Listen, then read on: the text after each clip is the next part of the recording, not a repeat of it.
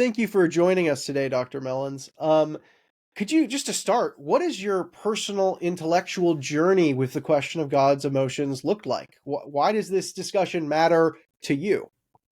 Yeah, so during my PhD, I was undergoing a very personal crisis and I was in counseling. And one of the things I was talking with my counselor about was how to get in touch with my emotions. And then I was using that to rebuild relationships and so on, because I kind of disconnected myself from my emotions. So that way it was a sort of a defense mechanism. And and so my counselor was like, okay, so we're doing all this great work. What's next? And I was like, well, there's one relationship that I've not really rebuilt yet. And what I need to rebuild is my relationship with God. And my counselor thought this was kind of funny because he was an atheist. So it's not like an ideal person to help me with this sort of stuff. But he said, well, this is fine. This is great because religion's all about emotion, and like God's all about emotion. And I was like, well, there's this thing called impassibility, which either says God has no emotions at all, which is not actually true, but I thought that at the time, or God only has one emotion, and it's just pure happiness, and he can't be affected by anything outside of himself. And my counselor was horrified by this. He thought this was the most like unchristian thing you could possibly say, and he just kind of looked at me and he's like, "This is a doctrine you need to get rid of." And I took that personally, in the sense of like I was like, this is something I want to personally do, really think through, and then academically too, because I needed a break from all the work I was doing on philosophy of time, and so I ended up started writing this book on God and emotion, because in my mind I've never doubted that God exists, but the interest for me is, does God care about me? Is God the kind of being that could care about me? And I think that's what's on the line with this sort of debate about what exactly is God's emotional life like? What exactly is the mind of God like? Is God the sort of being that could possibly care about his creation? So that's why this matters to me so much. That's awesome. So we talked a little bit about impassibility and this idea. And when we get into this conversation of God and emotions and stuff like that, I'm guessing probably half of our listeners don't know what impassibility is, don't know the background of this discussion, don't know what classical theism is. And so I thought maybe this would be an opportunity for you to maybe introduce people who've never sort of jumped into this debate. What is classical theism? What does it teach? What are its views on God and emotions? Yeah, so when we're talking about classical theism, we are talking about models of God. And so I should say what a model of God is so you can understand what on earth we're even talking about. So the concept of God is that of a perfect being, which is the single ultimate foundation of reality. And so all the models of God are assuming that basic concept, and they're going to try to unpack what it means to be perfect and what it means to be the ultimate foundation of reality. So when it comes to classical theism, they're going to say a certain set of attributes that everyone pretty much agrees on. They're going to say God necessarily exists. God's all say. He's eternal. God has maximal power, maximal knowledge, perfect goodness, perfect freedom, perfect rationality. Those are all standard attributes. Like hardly anyone wants to deny those. So the classical theist is not going to be unique in saying anything like that. Classical theism is supposed to be unique in saying there's four unique attributes. So those are timelessness, immutability, impassibility, and simplicity. And we can define those in a second if you guys want. And then further, they'll say God is the foundation of reality in the sense that God has created the universe out of nothing.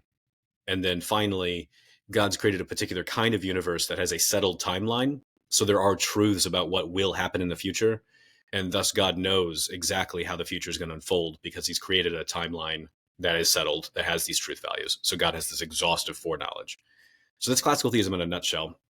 To get to your question about the emotional life of God, so they'll say God's impassible, which means that God cannot be moved or influenced by anything outside of himself, no external considerations for his beliefs, his emotions, and his actions.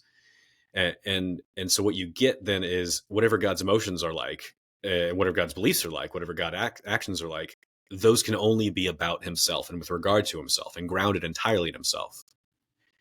You get this other thing that kind of bleeds into that doctrine sometimes, which is this doctrine of perfect blessedness or perfect bliss.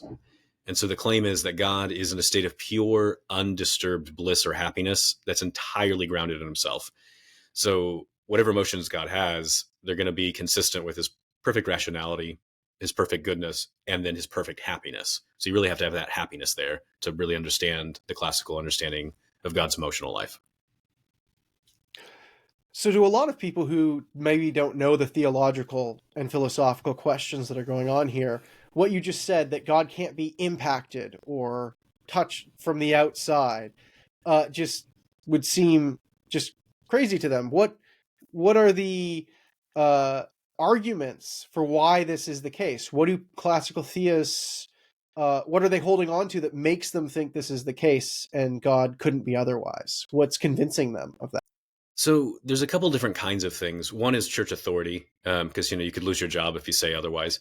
So you got to affirm these things. But there are also like some rational arguments that come into play too. So here's a really popular one.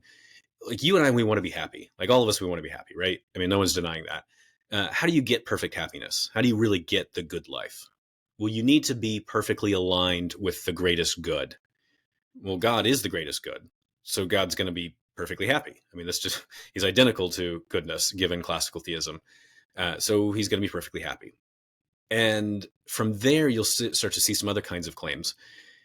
If God were to be moved or influenced by something other than the greatest good, well, that would just be irrational. I mean, right? Like, I mean, there's nothing rational about that, like about like acting on behalf of something lesser than the greatest good. So God's only going to be acting on behalf of the greatest good. And then further, it would be irrational if your emotions were influenced by anything lesser than the greatest good. So, well, God is the greatest good, so his emotions cannot be influenced by anything other than himself. So this is a very standard kind of Augustinian kind of argument you'll see in the Christian tradition for impassibility. It's the one I find the most interesting and persuasive.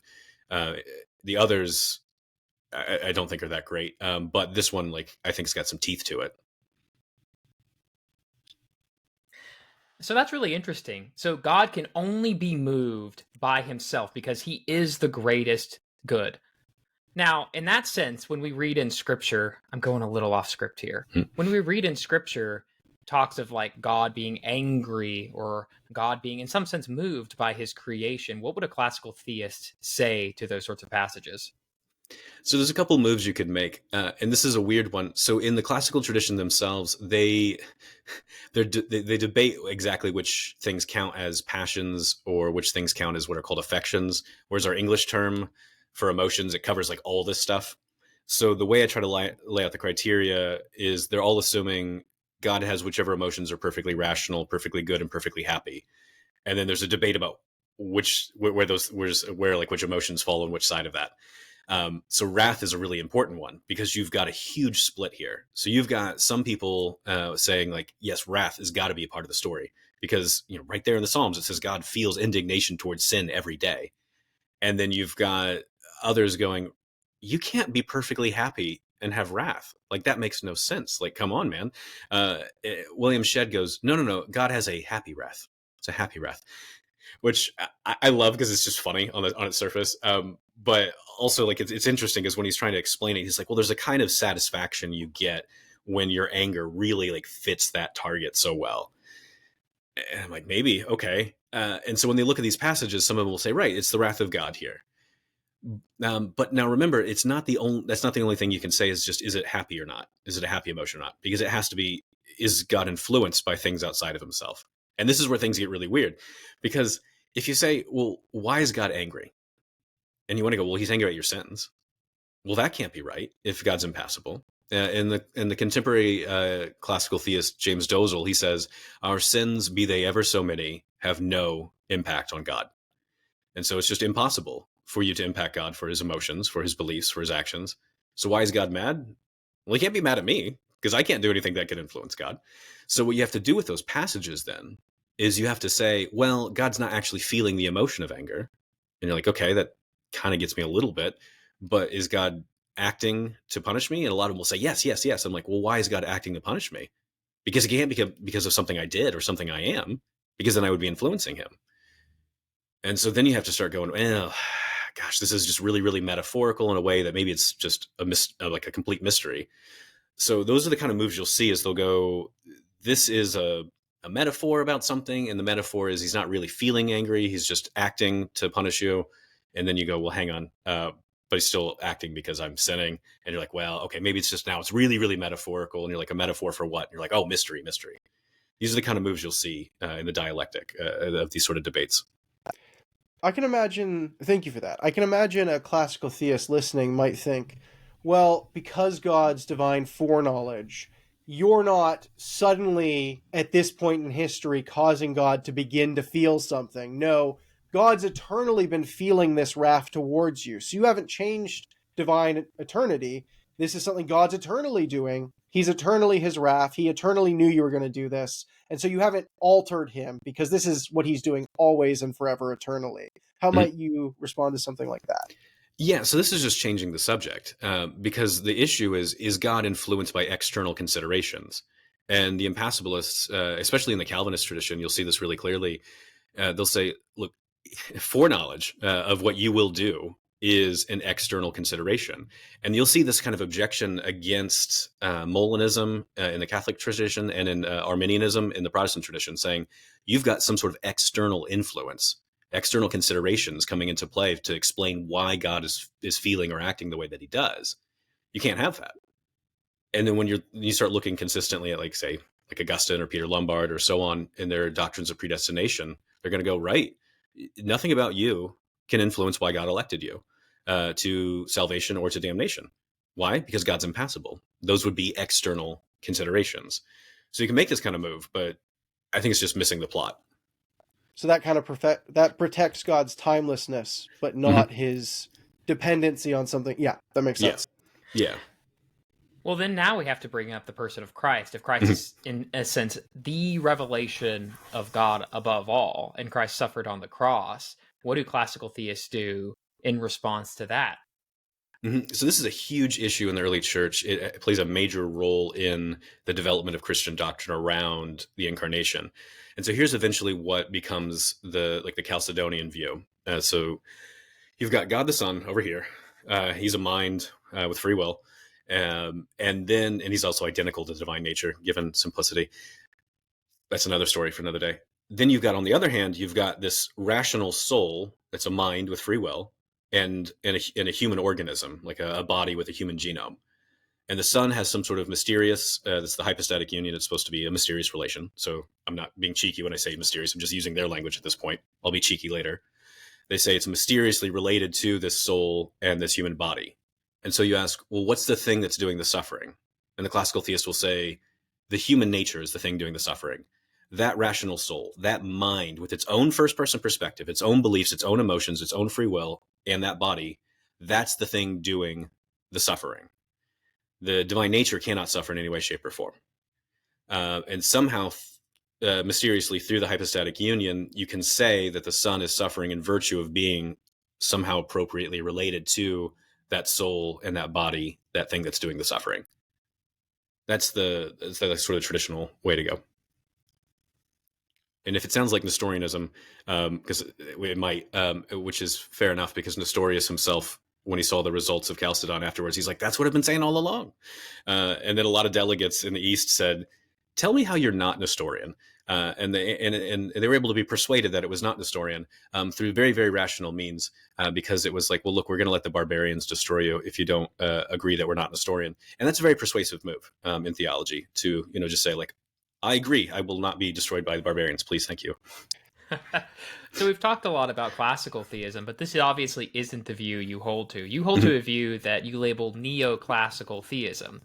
So first off, kind of a double question. What's the neo? What's new about it? And second off, I've also heard similar positions called like theistic personalism or even like neo-theism. So why are they the same thing? And if so, why the terminology switch? Yeah, so they're not the same thing. So there's an unfortunate tragedy of history, I guess, we've got going on here. So Charles Hartshorne in the 20th century, he came up with these terms, classical and neoclassical theism, to try to capture these views you see throughout history. And so we're kind of stuck with them because the neo seems to imply a reaction to classical theism.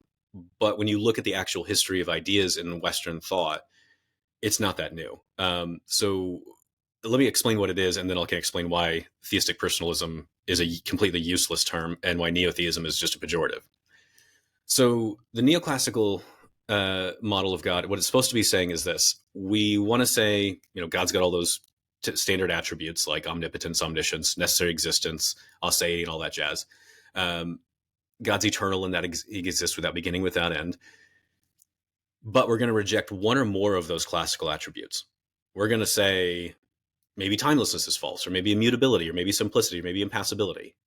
But foreknowledge, we like that stuff. We want that stuff. Creation out of nothing, we want that stuff. But one of those four attributes has got to go. Here's why this view is not new. So the majority view in the Islamic tradition, going all the way back to the earliest days of Islam, is to say divine simplicity is incoherent and goes against Scripture. Instead, we have to affirm that God literally has distinct attributes. It's called the attributionist view.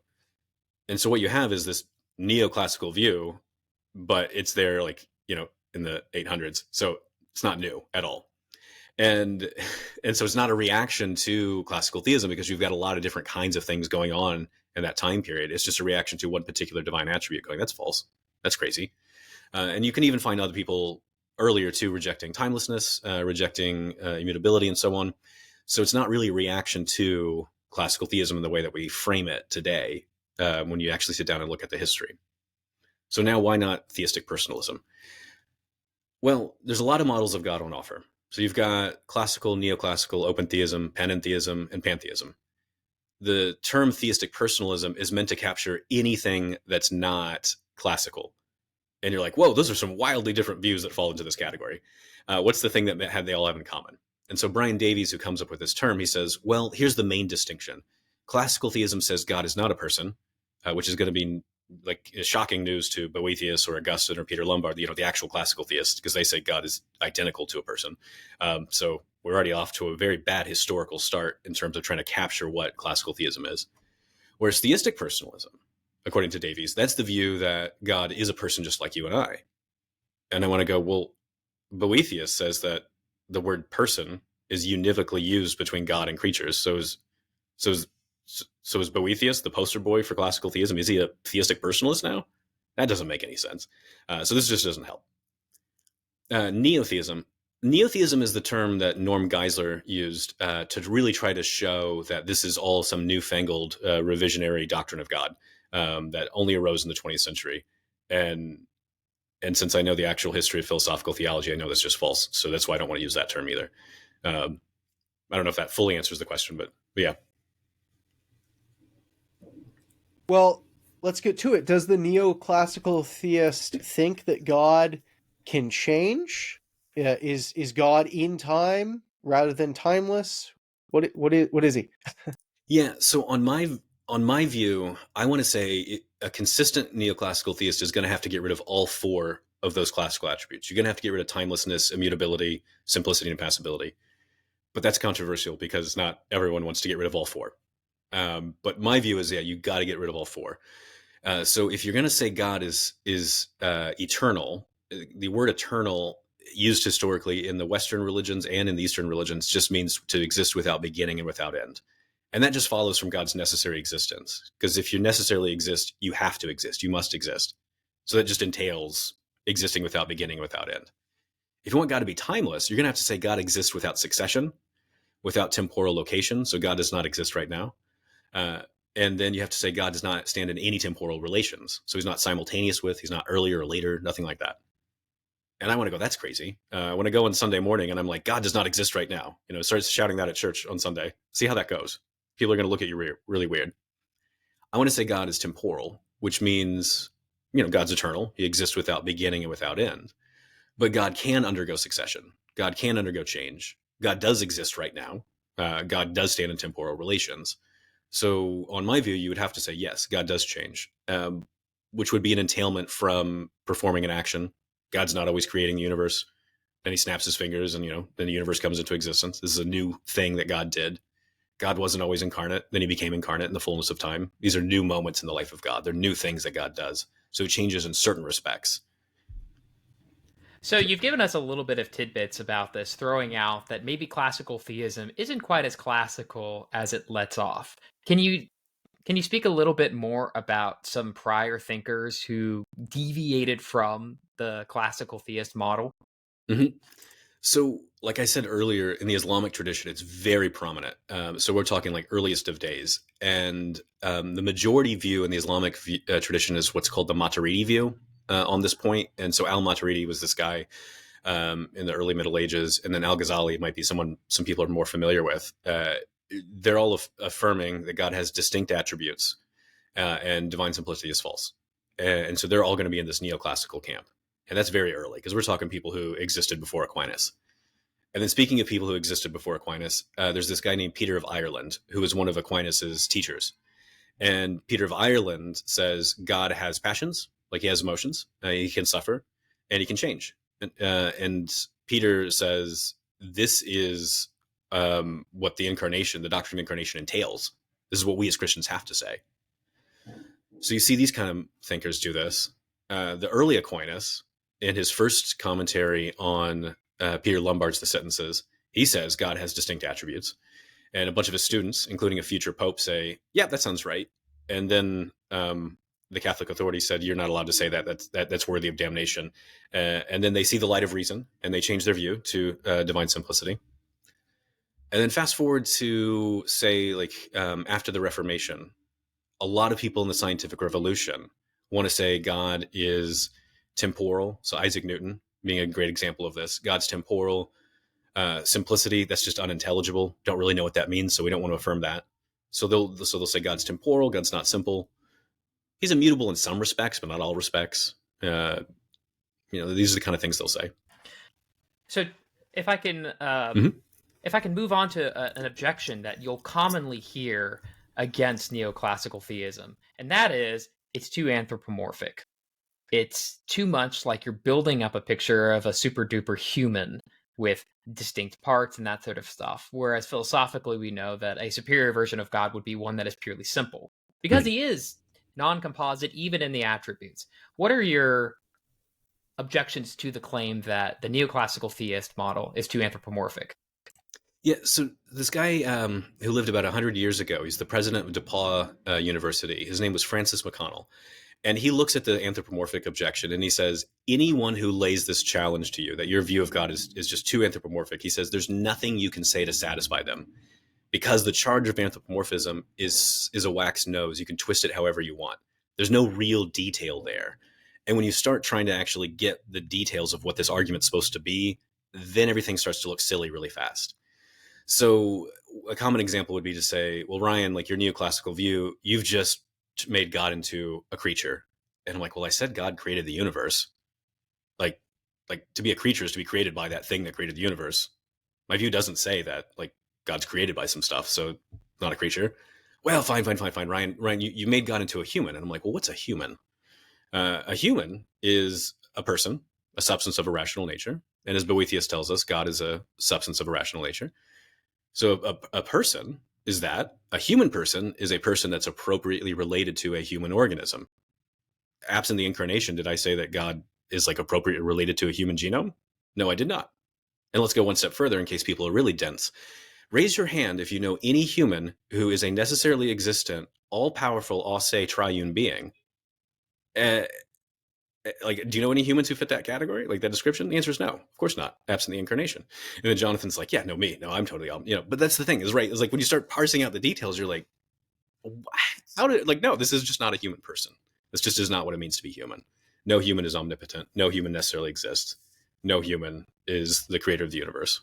Maybe I could follow that up and play a bit of devil's advocate, because the way I hear that normally is the claim about univocity. And obviously univocity, that there's debate about that within the tradition, but let's just grant the claim that univocity, if I say that my power, that I have power in the same way God has power, God just has more of it. I've turned him into a creature. We have to say God has power in a very distinct sort of way. What's your response to that? See, all these debates about univocity versus analogy, so first thing is I want to go, well, hang on. The doctrine of analogy didn't exist until Aquinas. So like, don't make this the classical view, because it's not, because Anselm and Boethius and these others, they're not affirming it. Second, I feel like a lot of this stuff is just being intentionally obtuse. So if I say God is powerful and Seth is powerful, I mean the same thing by powerful there. And you're like, well, but God's not powerful in the same way that Seth is. I'm like, why? And they're like, well, because God's more powerful. I'm like, I know. If I wanted to express the statement, God is more powerful than Seth, I could. I know I could, because I know how English language works. Because I'm a competent language user, I know how to make these different kinds of claims. So I feel like what's going on in a lot of these debates is when you make certain claims, people want to build in all sorts of extra stuff in there that the sentence itself does not. So God is powerful, Seth is powerful. God is wise, Jonathan is wise. Wise just means like, the skillful use of knowledge. That's it. God does that. Is God more wise than Jonathan? Well, yeah, of course. And I can say that. That's fine. And I think it's true. But it's a different proposition altogether to consider. Did you have a follow up on that, Seth? You're good. Yeah. So often emotions are depicted as subjective and they're contrasted with reason, which is supposed to be more objective. How might you respond to something like that? So there was this huge change in the philosophy of motion in the late 20th century. So there was philosophers like Martha Nussbaum trying to team up with a bunch of different psychologists to say, where did this come from? Because this is not the traditional view of emotions, but it seems to be one that we find ourselves with in the modern world. That emotions are they're just irrational, they're subjective, there's nothing more going on, and so they resurrected this. Sometimes it's called like a neo-stoic view or something like this, but that doesn't matter. What they pointed out is that your emotions can be rational, they can be true or false, they can be correct or incorrect. And this is where a lot of the action is in contemporary philosophy of emotion, is trying to figure out all the different ways that your emotions are true or false or rational or irrational. Let me tell you what an emotion is, and then you can see why this is where all the action is. So an emotion is a felt evaluation of a situation. It involves some kind of mental representation of this is the way things are in my situation or my context, my circumstance. This is what's going on. And then it's also involving an evaluation of these things are scary, these things are good, these things are bad, these things are kind of sad. And then there's something that it feels like to make that evaluation. So you go see Oppenheimer, and like there's this sense of anxiety that's going on, just laying there in the background the whole time. And when you're having that evaluation, like when you're watching the movie, you feel anxious. You feel kind of on the edge of your seat on a lot of different scenes. Why? Because your circumstance is the sort of thing that is anxiety inducing. And your emotion properly tracks that value or that disvalue in your situation. And so you can say it's true. It's true. It's because it accurately reflects the way things are. And then you can say, well, it's also justified because you've got the evidence in front of you, and then like the music in the background's like ominously playing to make you feel that. And then you can also ask, is this the intensity of the emotion? Is that really appropriate? So say someone bumps into you on the street and they bump you pretty hard. And so your average person's going to be pretty angry, And so you're like, okay, you've got the right to be angry. But the intensity of that anger, that also matters. Like, are you going to fly off the handle and like throw this person out in the street? Like that, no, that's not justified. But the emotion type there of anger, you at least got that part right. These are different ways you can say emotions are rational or irrational or correct or incorrect. Can emotions help point us to what is real and true?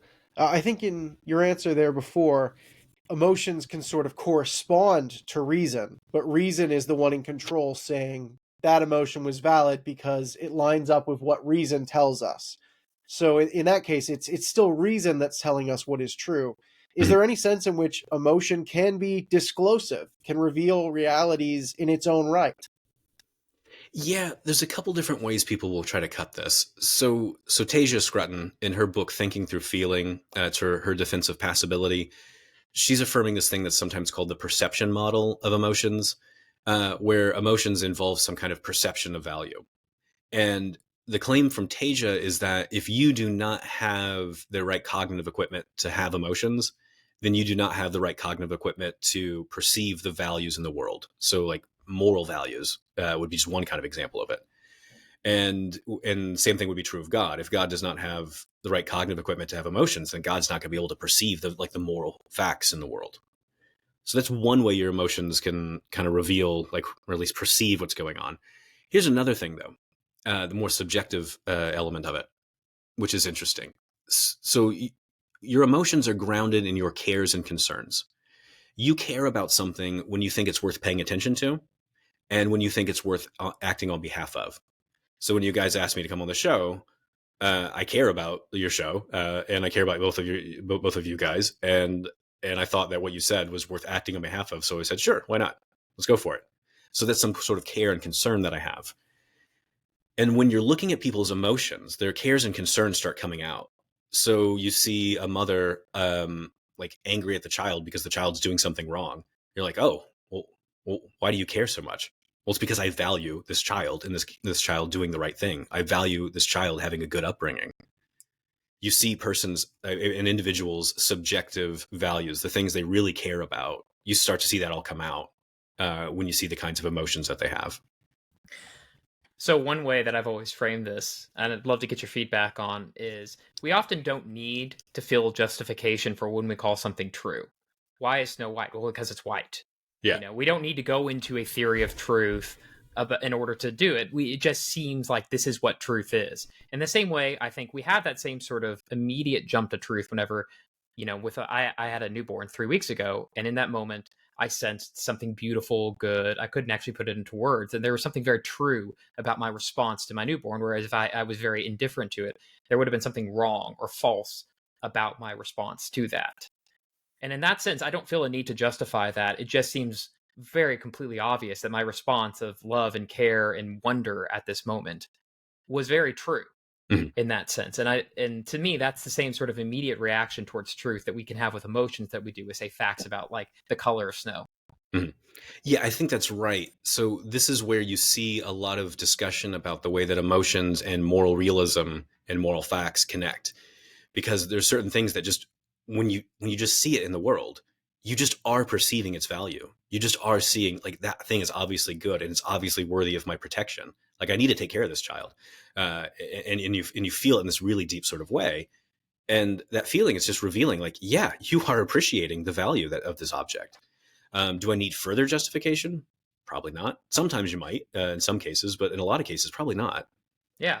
Now, kind of on that though, if I don't want to tie morality too closely into emotions to an extent, because there are all these sort of rational justifications, whether it be natural law, deontological ethics, and stuff like that. That way we can arbitrate between it. So if our emotions clash, it doesn't feel like there's a way to arbitrate between the truth claims of pure emotion.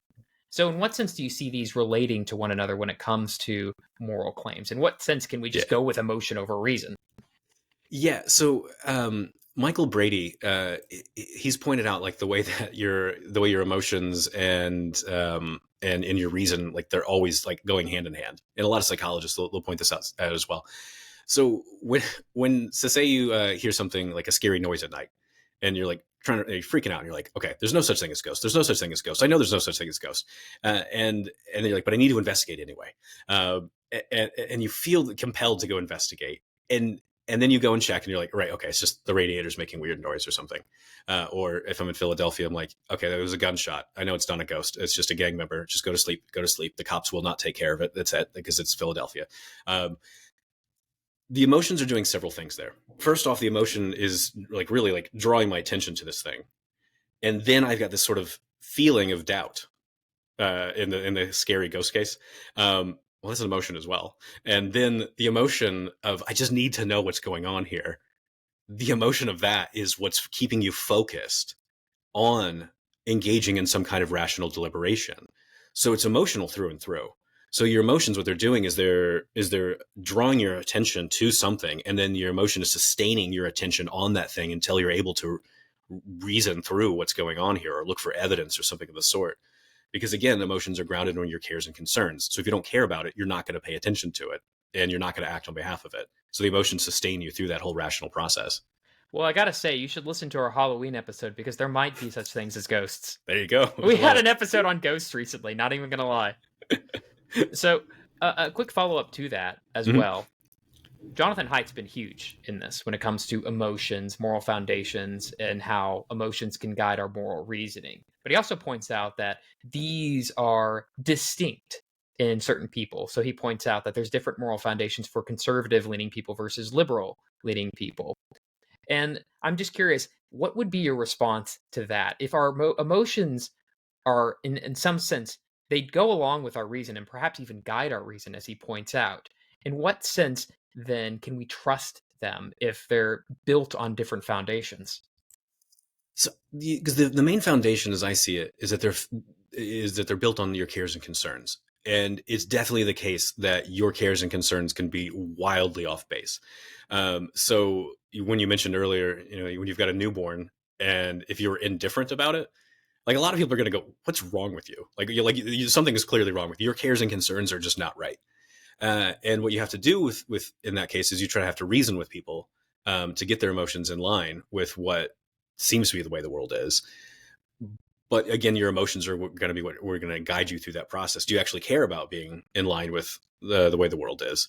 Do you actually care about things like truth and beauty and goodness? Do you care about something other than yourself? Your emotions are going to be at play throughout that whole thing, but reason obviously is going to be at play there too. So I just don't see how I can really separate them too much because of how wrapped up they are.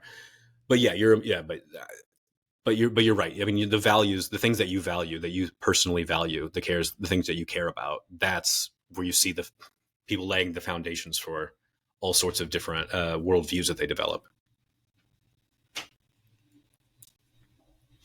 Well, to some extent, we've been exploring how much, and this gets into the anthropomorphic thing again, how much human emotions that we feel can be used to talk about God.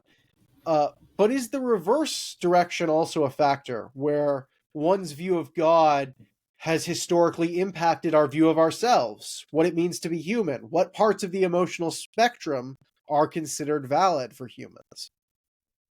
Yeah, there's a lot on this. So I'll start with impassibility. So the emotional profile of an impassible God is supposed to be one that's like perfectly happy and not influenced by anything outside of himself. And Paul Gavrilyuk, in his work on the patristics and their views on impassibility, he points out that there's a lot of spiritual practices geared towards getting you, a human, to start becoming more like this impassible deity, getting your emotional profile to look like this ideal emotional profile of God. You might do like some like ascetic practices. If you're a Stoic, you might do like a bunch of Stoic stuff. So that, like that kind of sets a trajectory of like, this is what I should eventually look like. If you're a passibilist, it's going to look a bit different. You're going to be saying God's emotions are always perfectly rational and perfectly good. And then the way you start seeing like which emotions are irrational or which emotions are not good at all, that's going to set a trajectory too for you. So Robert C. Roberts, his book on spiritual emotions, is a great example of this, or what this would look like. Because in his book on spiritual emotions, he does think God is passible. God can be influenced by things outside of himself, and that God's emotions are perfectly rational and perfectly good. And his book on spiritual emotions is trying to say this is what mature emotions look like for a mature Christian believer. You are supposed to grow up. You're not supposed to be an angsty teenager forever. You should develop good cares and concerns about others that are perfectly rational, that really do track the values in the world. And there's something that really looks like. And he tries to describe each emotion type. John, you got something random?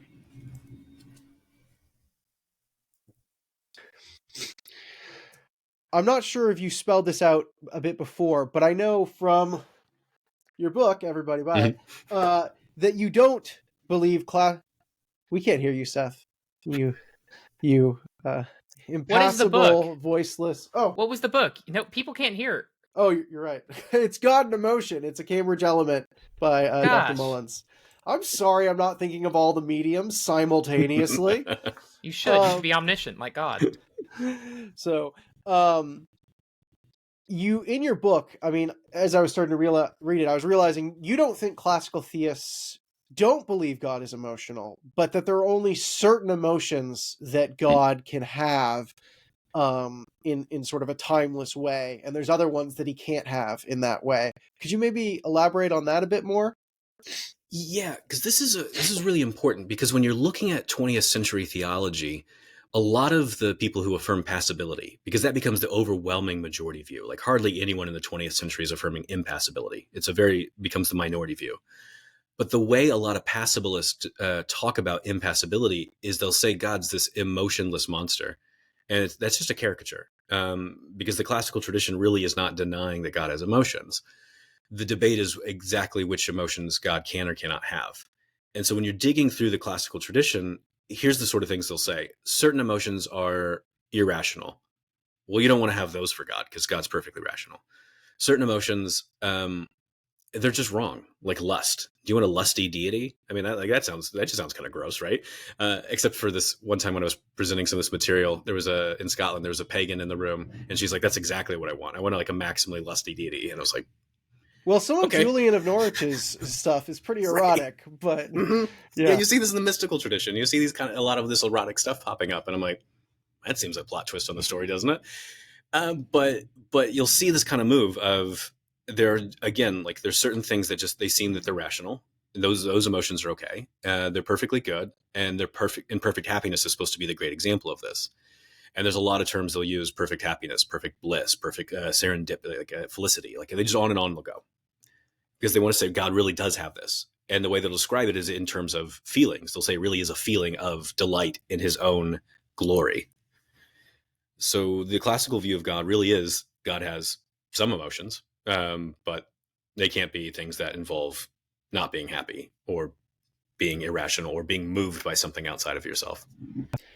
So you said the 20th century, there's this shift that goes on. What causes that? I mean, is it the Holocaust? Is it this intense suffering that's going on and the need for a suffering God? Like, what's the historical circumstances that's causing this shift? There's a few different things. So right before the 20th century, so like the 1880s, this debate just starts kicking off in England and in Ireland, and then it makes its way up to Scotland, and then it makes its way over to Europe and into America. And the debate there is over a series of different issues. One of which is there's this thing called the Bible. Have you guys read it? Come on, man. So the biblical studies in biblical criticism and all these kind of different movements, they're really coming together and starting to look critically. Does what Scripture say really line up with all different theological traditions? That's a major, major theme. Another major theme is sympathy, and what we would now call empathy.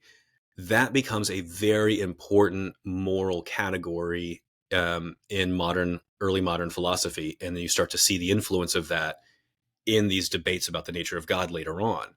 So when people are talking about God at this point, just before the turn of the 20th century and then on into the 20th century, the role of empathy or sympathy in God is key. They're going to say moral perfection demands empathy. You cannot be a moral being unless you have empathy or compassion. And then you look at Anselm, for example. Does God have empathy and compassion? Anselm says, of course not. God's impassible. James Ussher, a Protestant scholastic, he says it's a good thing that God does not have empathy, because if he did, he wouldn't be impassible. And now you've got these people going, to lack empathy is to just be immoral. God's perfectly good, so he has to have empathy. And then when you get into the 20th century, all the horrors of the Holocaust, those do come out to play.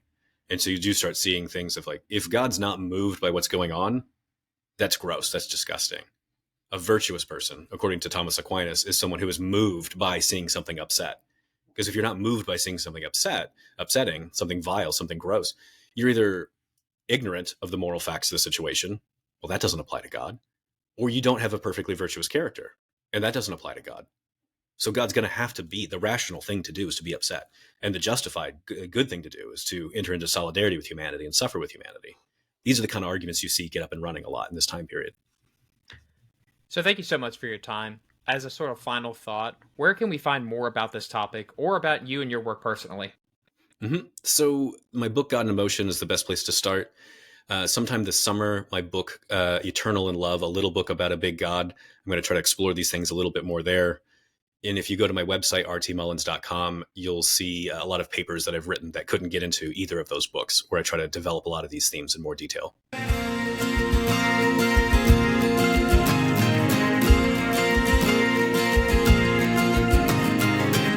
Thanks again for listening to the Spiritually Incorrect podcast. If you like what you heard, please consider subscribing and leaving us a 5-star review. We're an up-and-coming podcast, and every little bit helps. Also consider joining our Patreon page. Patreon sponsors have exclusive access to unaired episodes, different kinds of merchandise, the ability to suggest an episode, and even an hour-long interview with Jonathan and I. Check it out at spirituallyincorrectpodcast.com and see what you're missing out on. Sound effects from zapsplat.com. Special thanks to Jordan Birch, whose song Starry Night provides the intro and outro for this podcast. You can hear more of his music on YouTube or Spotify.